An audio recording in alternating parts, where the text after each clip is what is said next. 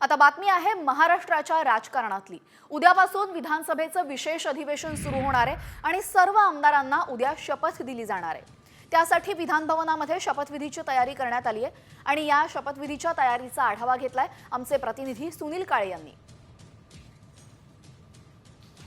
सभेच्या 288 आमदारांना उद्यापासून शपथ दिली जाणार आहे। नवीन सरकारचा शपथविधी झाल्यानंतर ही शपथविधीची प्रक्रिया जी आहे ती सुरू होणार आहे। 3 दिवस म्हणजे 7, 8 आणि 9 डिसेंबरला ही शपथ होणार आहे। हंगामी अध्यक्ष कालिदास कोळंबकर हे या सर्व आमदारांना शपथ देतील आणि त्यानंतर सोमवारी जी शपथ आहे शपथ घेतल्यानंतर विधानसभा अध्यक्षाची निवड होईल।